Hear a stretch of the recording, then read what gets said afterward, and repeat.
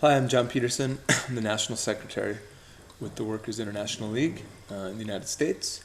And I'm here at a meeting of the International Marxist Tendency. We just had the Winter School, the Northern European Winter School in Berlin, which was a big success. About 150 people from around the world, mostly from Northern Europe, came together to discuss. And we're obviously having a lot of things to talk about, especially as regards the United States, because of the economic situation, the election of Barack Obama, and all the changes that we now see taking place right in the heart of imperialism.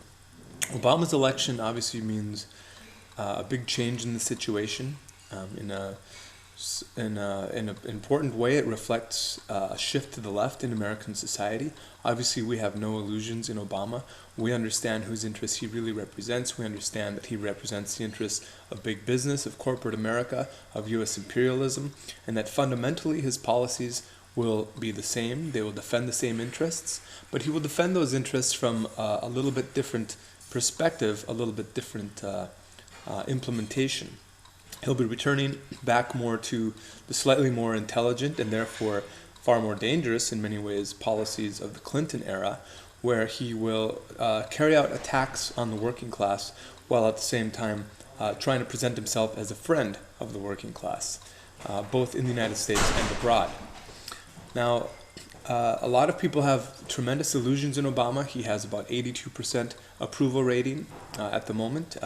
He's about to take power in just a few days, but people will see very quickly just what kind of policies he's going to carry out. As everybody knows, the economy is in a seriously difficult situation. There's 14,000 jobs are being lost every single day in the United States. Over half a million in November, over 700,000 were lost in December. It's really a serious situation where millions of people are losing their homes, millions of people are losing their jobs.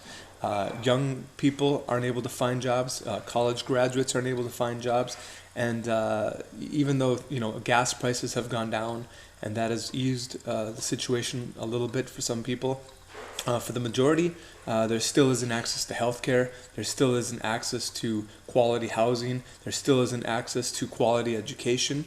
And what really is worrying, of course, to the majority in the United States, the working class majority, is that they've just been through the best that capitalism has to offer.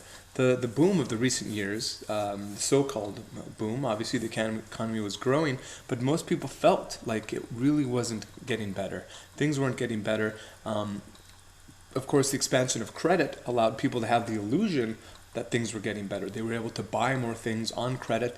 They were able to borrow against the rising value of their homes, which made them feel like they had more money, like life was improving, at least for some people. But now that's all come crashing down. We've had the mortgage crisis. Pretty soon we're going to be seeing a serious crisis in the credit industry, credit cards. Millions of people have borrowed billions and billions of dollars that they simply aren't going to be able to pay back, and we're going to see that starting to really have an effect over the next few months and the next few years. So the change that's taken place then from having George Bush in power to Obama in the context of this economic crisis really raises a lot of questions as to what role the working class should play in bringing about what we think is necessary, which is the socialist transformation of society.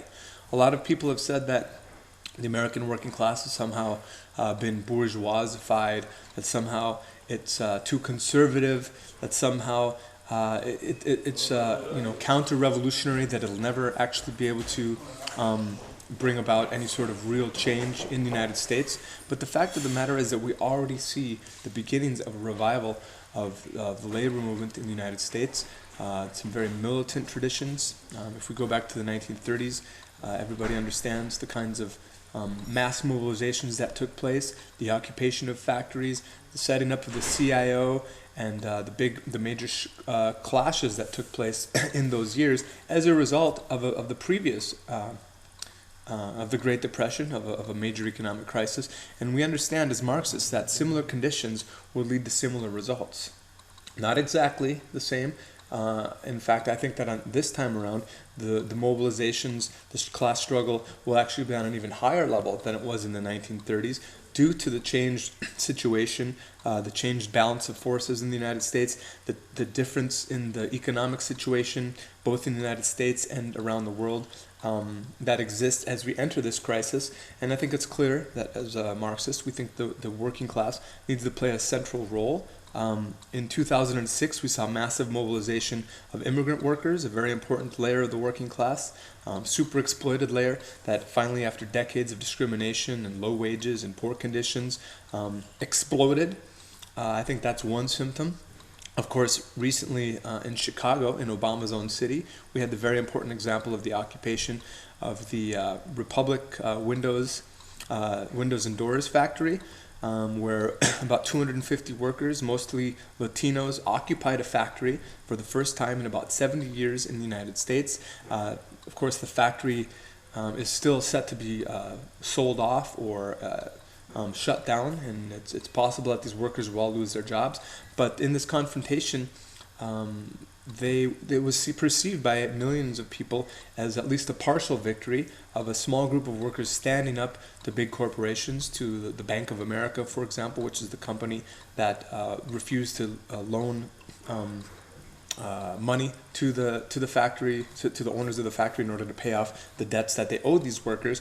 And what's really interesting is that we see already how the Latin American revolution is having an effect on the consciousness of the U.S. working class. As we've been explaining for several years, that revolution will not respect borders, it will not stop at the Mexican-American border, and it will have and is having effects in the United States, because it's recently come out that one of the leaders of this occupation in Chicago had actually been to Venezuela a couple of years ago, and actually had heard some of the comrades from Inveval, which is a factory that's being run under workers' control. It was nationalized under workers' control in Venezuela, and it shows very concretely that this actually can happen, not only in Venezuela, but also in the United States.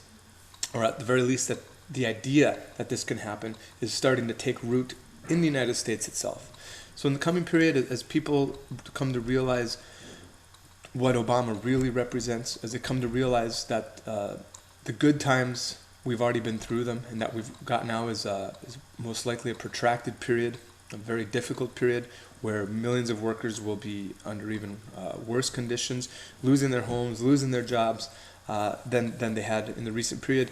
We'll have this continuing awakening of the American working class, and I think people will be very surprised to see what kinds of events await us in the coming period in the United States itself. I think it's really important that people get involved, not just learn and read about Marxism on Marxist.com, but people should actually contact Marxist.com. They should contact us in the United States, the Workers' International League, and actually get involved in building up the forces that can help bring about the overthrow of capitalism, not only in the United States, but around the world. Because I think it's clear when you talk to comrades from around the world that they understand, workers around the world understand, that the socialist revolution in the United States will mean the socialist liberation of the whole of humanity. So it's an urgent task. We've got a lot of work to do. It's not going to be easy, but you know, there's no better way to spend your life than to work to build the forces of revolutionary Marxism. And if you're in the United States and you're watching this video, I invite you to contact us. You can check out our U.S. website, socialistappeal.org, or you can contact Marxist.com, and I look forward to hearing from you.